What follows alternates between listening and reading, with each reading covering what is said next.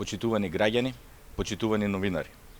Помина повеќе од 1,5 година од превземање на локалната власт по градот Скопје од страна на ВМРО ДПМН. Тоа е 1,5 година катастрофа за градот на сите можни полиња.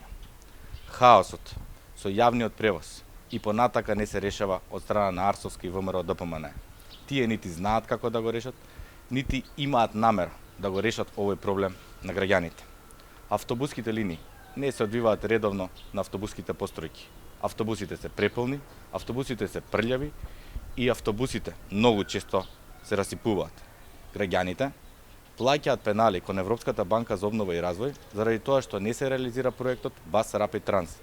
А Арсовска не само што не го реализира овој проект, туку не го реализира ни незиното ветување, а тоа е набавка на нови 250 еколошки автобуси. Не се реализираат ни останатите проекти кои беа започнати од претходната власт, а тоа е универзална сала, мостот на булеварот Асман, Есеинова. Само се реализира клучката кај Момин поток, но со страшно понизок интензитет од планираното.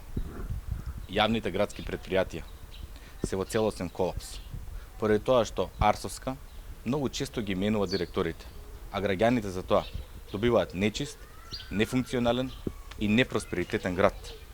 Исто е и во останатите општини со кои раководи ВМРО ДПМН во градот Скопје.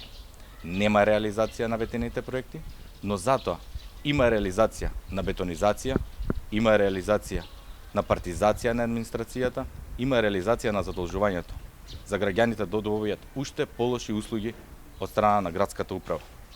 Тоа се последиците од првата половина владење од страна на ВМРО ДПМН поддржана од советниците на левица. Граѓаните се во право, поради тоа што се разочарани. Граѓаните се во право, поради тоа што не заслужуваат ваков дрзок и игнорантски однос од страна на ВМРО ДПМН. Ви благодарам.